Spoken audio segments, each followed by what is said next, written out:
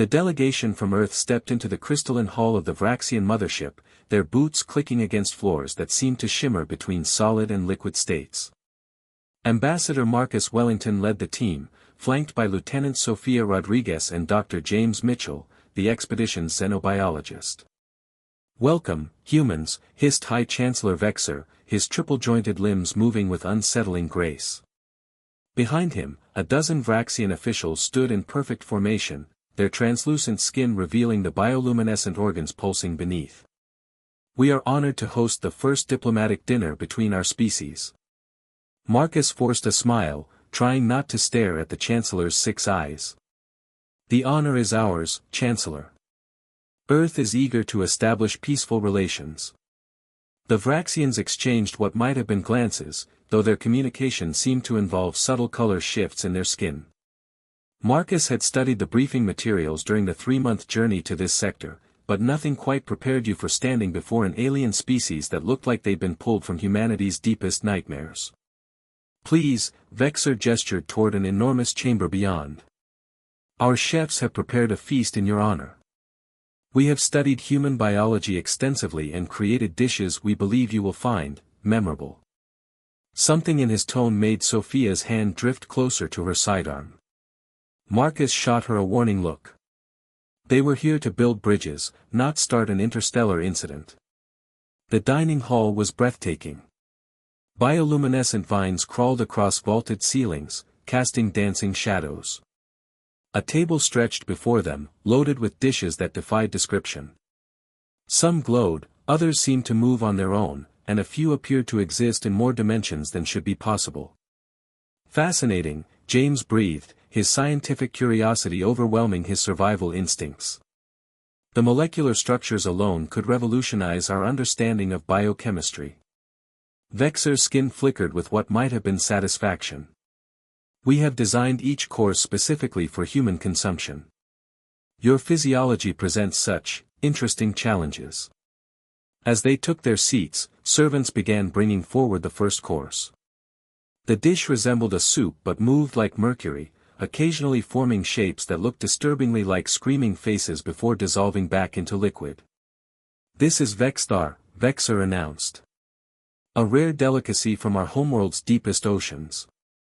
The preparation takes 3 rotations and requires ingredients from 17 different systems."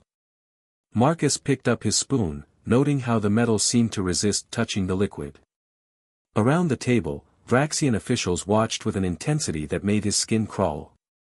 Something was definitely wrong here, but turning down the first dish would be a diplomatic disaster. He raised the spoon to his lips, aware that Sophia and James were watching him, waiting for his signal. The future of human-Vraxian relations hung in the balance.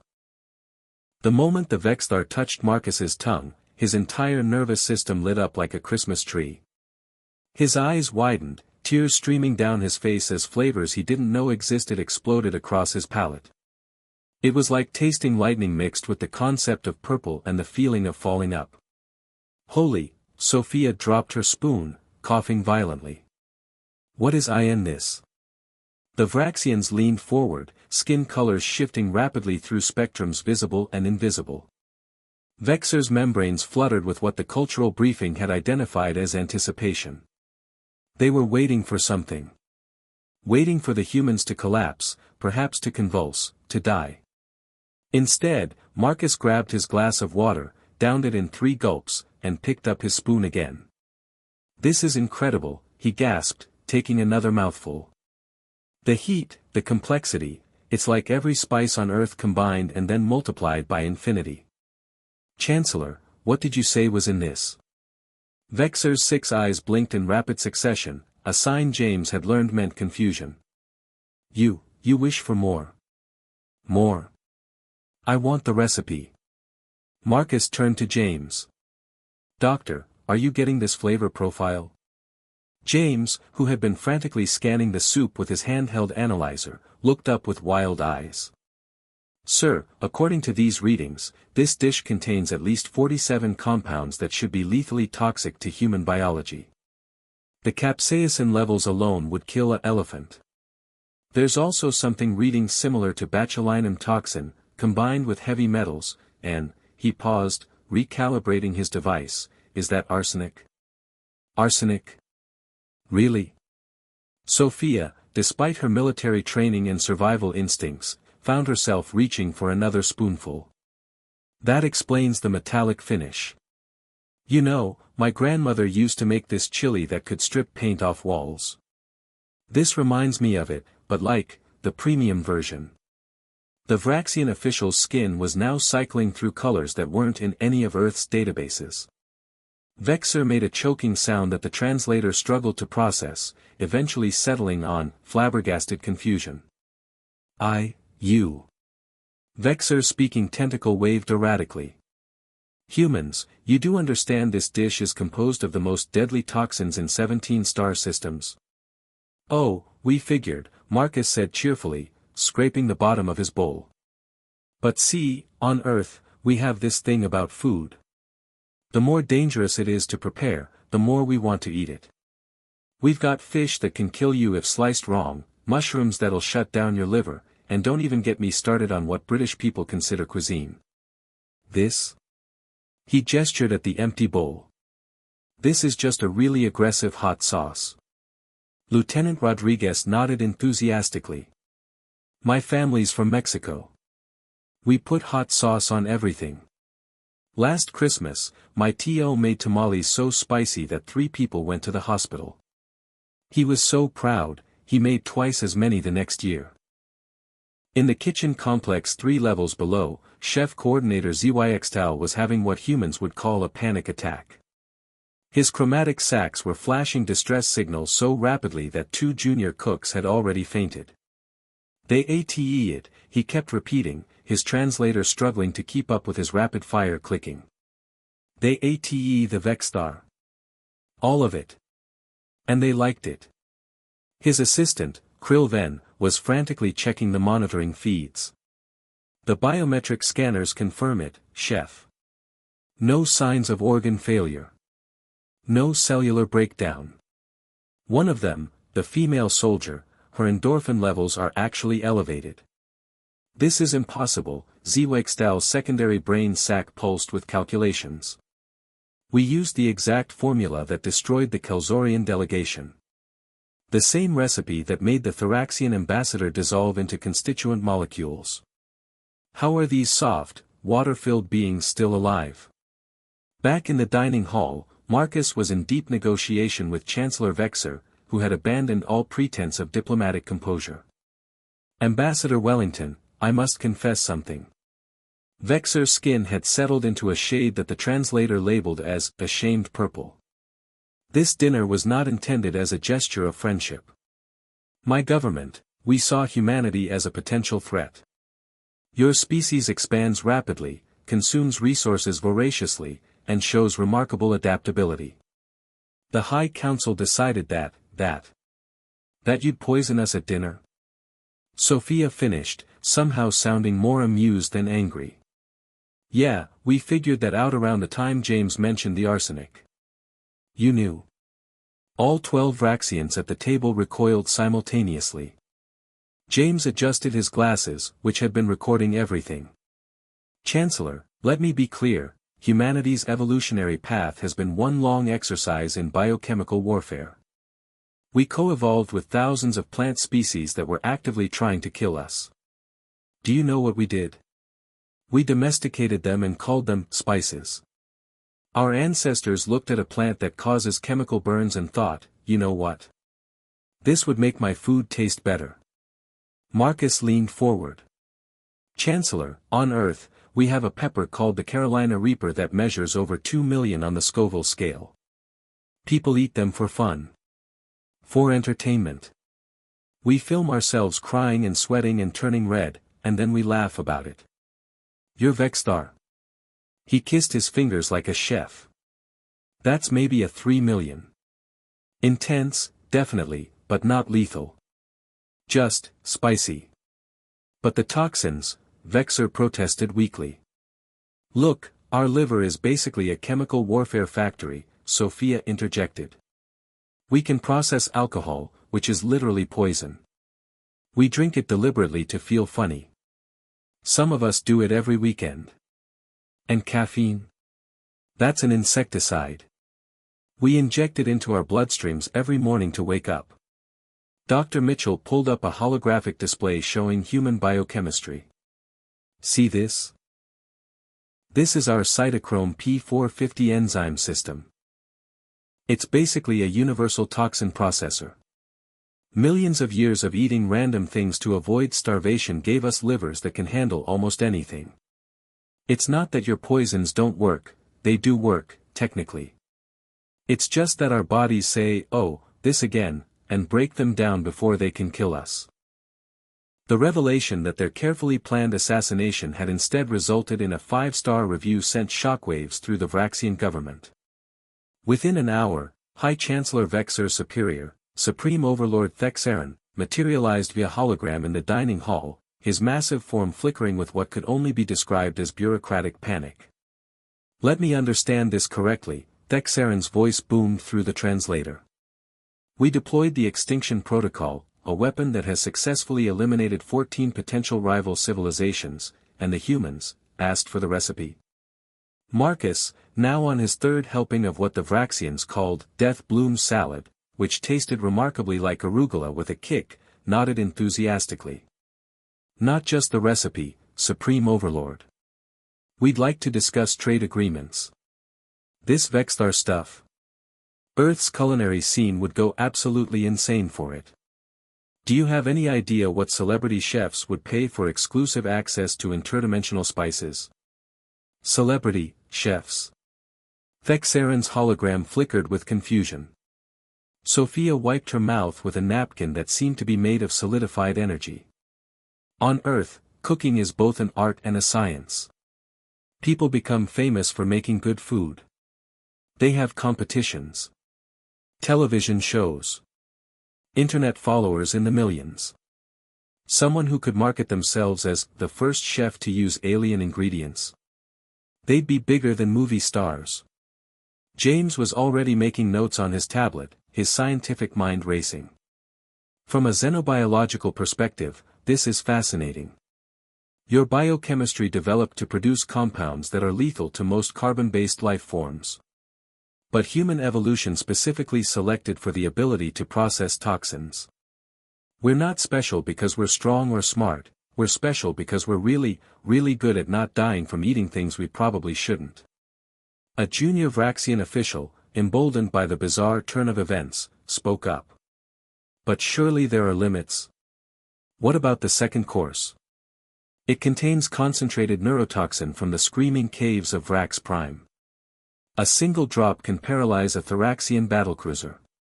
On cue, the servers brought out the next dish, a gelatinous cube that seemed to contain tiny storms, with lightning crackling through its transparent surface. Marcus cut off a piece, examined it, and popped it in his mouth. His body went rigid for exactly 3 seconds, during which Sophia and James tensed, hands moving toward their emergency medical kits. Then Marcus's eyes focused again. "Okay, that one has a kick. It's like your tongue falls asleep, but in a tingly, interesting way. Actually, we have something similar on Earth called Sichuan peppercorns. They create a numbing sensation.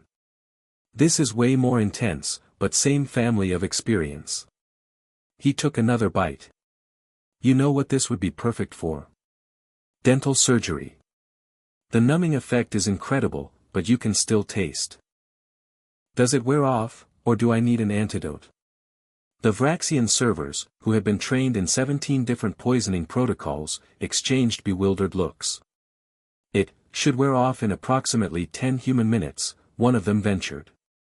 "Or it should kill you in 30 seconds. We're not sure which anymore." By the time the fourth course arrived, a shimmering paste that the Vraxians solemnly referred to as the last thing you'll ever taste, the entire dynamic had shifted. What had begun as an assassination disguised as diplomacy had evolved into the galaxy's strangest cooking show. Chef Zyxtal had been summoned from the kitchen, still in his cooking apparatus, his chromatic sack cycling through every color of distressed confusion. He stood before the human delegation like a prisoner awaiting execution, which, given Vraxian justice protocols, he might well have been. "Chef Zyxtal, Marcus said, standing and offering his hand in the human gesture of greeting. The Vraxian looked at it like it might explode. This has been the most extraordinary meal of my life. On behalf of Earth, I want to thank you. Thank me. Zwickdal's translator squeaked. But I tried to murder you. All of you. With food. The best food I've ever had, Marcus clarified. Look, I understand there was a miscommunication about your intentions. But here's what I'm thinking, what if we turned this into an opportunity? James pulled up his tablet, displaying a rapidly compiled proposal. Chef, humanity has a saying, what doesn't kill you makes you stronger. Sometimes, we add, or makes you dinner. Your species has spent millennia perfecting toxic compounds. Our species has spent millennia eating toxic compounds and asking for seconds. This isn't a conflict, it's a partnership waiting to happen. Sophia jumped in, her tactical mind already running logistics. Think about it. You have ingredients that no human has ever tasted. We have a market of 10 billion people who are constantly looking for new culinary experiences. Some of them, like me, specifically seek out food that hurts. There are humans who train for years to build up tolerance to capsaicin. They hold competitions. They have honor and pride wrapped up in being able to eat the most painful foods. You, take pride in consuming pain. Zwickdal's secondary brain sac visibly swelled with the effort of processing this information. Absolutely, Marcus confirmed. There are restaurants on Earth that make you sign a waiver before eating their food. A legal document acknowledging that you might get hurt. People line up for hours for the privilege. Supreme Overlord Thexarin, who had been silently observing, finally spoke. Ambassador Wellington, are you suggesting what I think you're suggesting? I'm suggesting we establish the first human Vraxian restaurant. Not on Earth, not on Vrax Prime, but here, on this mothership or a neutral station. A place where humans can experience Vraxian cuisine, where your chefs can perfect their craft for a species that actually appreciates the full range of their deadly artistry, and where both our peoples can meet in a context of mutual benefit rather than mutual destruction. Chancellor Vexer's skin had shifted to a color the humans had never seen before, a shimmering gold that the translator couldn't quite interpret. This is insane. You want to commercialize our most deadly weapons as condiments? Not condiments, James corrected. Culinary experiences. Think bigger, Chancellor. Earth's food culture has always been about more than just sustenance. It's about adventure, about testing limits, about the stories we tell afterward. Remember that time we ate alien poison and lived to tell about it? That's the kind of story that gets passed down for generations. Marcus pulled out his own tablet, showing footage from Earth. Look at this. This is a food festival where people eat ghost peppers. This is a documentary about eating fugu, a fish that can kill you if prepared incorrectly, yet it's considered a delicacy. This is called Hot Ones, a show where celebrities eat progressively spicier wings while answering questions.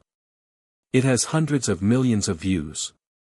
The Vraxians watched in horrified fascination as humans on screen deliberately inflicted culinary suffering upon themselves, then smiled for the camera. 3 hours later, the dining hall had been transformed into an impromptu negotiation chamber. Vraxian officials who had arrived expecting to dispose of human corpses were instead engaged in intense discussions about supply chains, health regulations, and trademark law.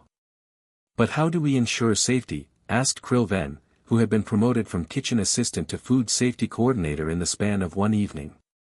What if a human with a weaker constitution attempts to consume the Vexthar and actually dies? Sophia, now working with Vraxian security to develop protocols, didn't look up from her notes. Simple. We do what we do on Earth, ratings and waivers.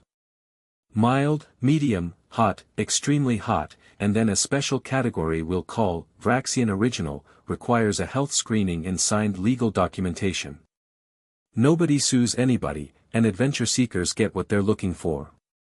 Plus, James added, we can market the health screenings as part of the experience. Are you tough enough to handle Vraxian cuisine? Make it a badge of honor.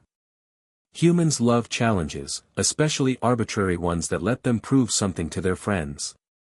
Chef HFY had completely transformed from terrified assassin to enthusiastic collaborator. His chromatic sacks now glowed with what his people called innovation light. What if we created a progressive tasting menu?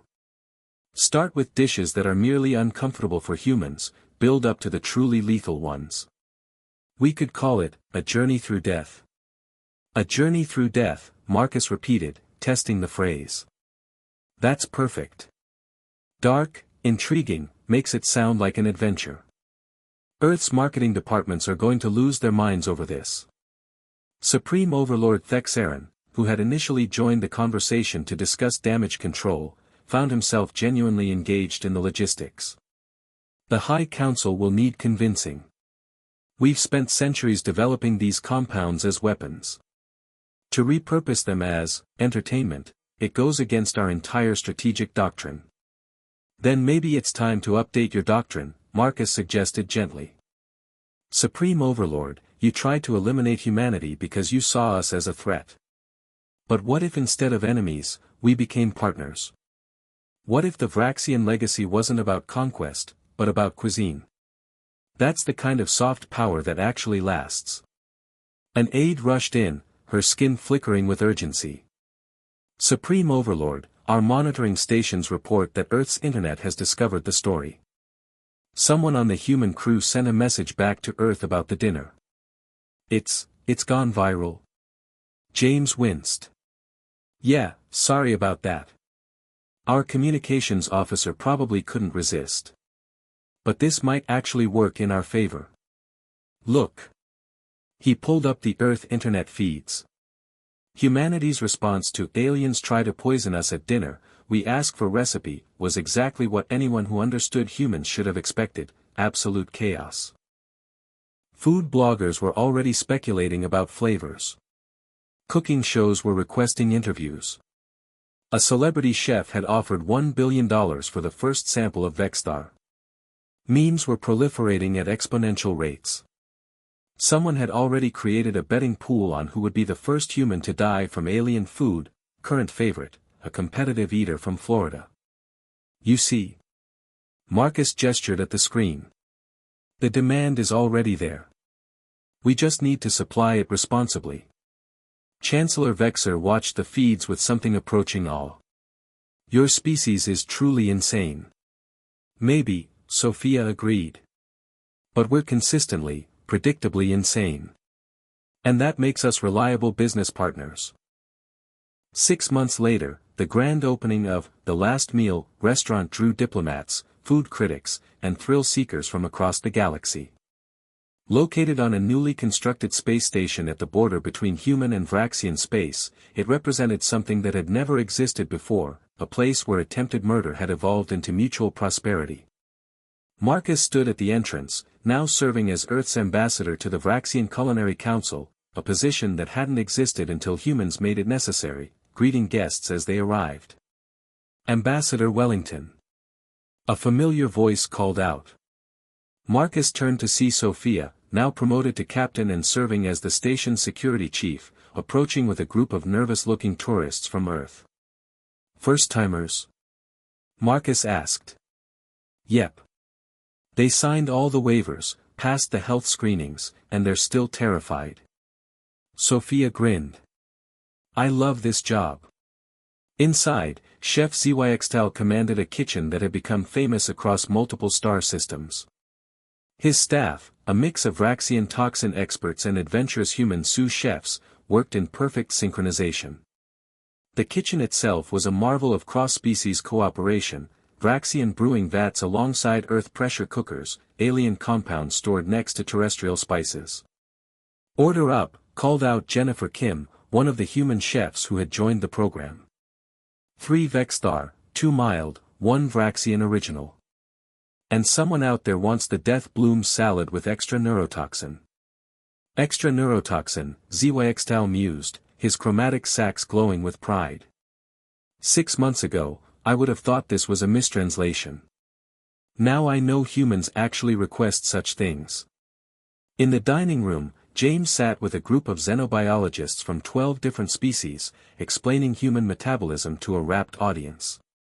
The restaurant had become more than just a place to eat, it was a center for xenobiological research, cultural exchange, and the kind of practical cooperation that treaties alone could never achieve. The secret, James explained, gesturing with a forkful of something that glowed ominously, is that humans aren't actually immune to toxins. We just process them differently, and we've developed a cultural appreciation for the sensation of controlled danger. It's the same psychology that makes us enjoy horror movies or roller coasters. At a corner table, Chancellor Vexer, now retired from government and serving as the restaurant's cultural consultant, was teaching a human family the proper Vraxian gesture of appreciation for a meal that might kill you.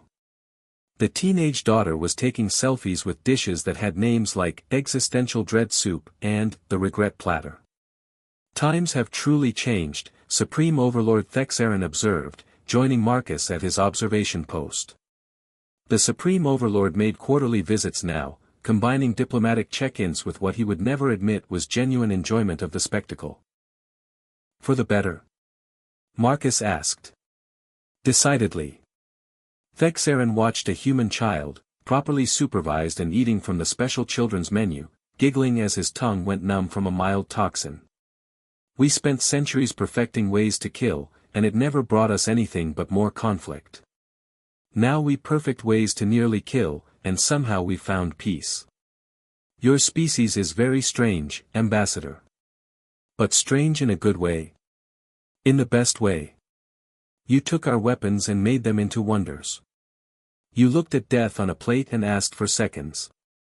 You've taught the galaxy that perhaps the deadliest thing in the universe isn't poison or weapons, it's the inability to imagine alternatives. Marcus smiled, watching as another group of humans nervously entered, ready to risk their lives for an unforgettable meal. You know what's funny, Supreme Overlord? 6 months ago, our two species almost went to war. Now, we can't imagine the galaxy without each other. Indeed. Thexaron's skin flickered with the color that meant contentment. Though I must ask, what is this I hear about humans wanting to try Vraxian beverages next? Surely your people understand that our traditional drinks are designed to dissolve cellular bonds. Marcus laughed. Supreme Overlord, I'd like to introduce you to something we call alcohol tolerance and drinking games. But let's save that conversation for after dinner. As night fell on the station, or what passed for night in the carefully regulated light cycles, the last meal continued to serve its unique fusion of attempted murder and haute cuisine. Humans and Vraxians worked side by side, not because a treaty demanded it, but because they discovered something both species valued: good food, good company, and the kind of stories that would echo across the stars for generations to come. And in the kitchen, Chef Zyxtal was already planning his next creation, a dish so toxic, so perfectly lethal, that humans would absolutely line up around the station to try it. After all, he'd learned the most important lesson in the galaxy: when humans ask, what doesn't kill you makes you stronger, they're actually asking, so what's for dinner? The end.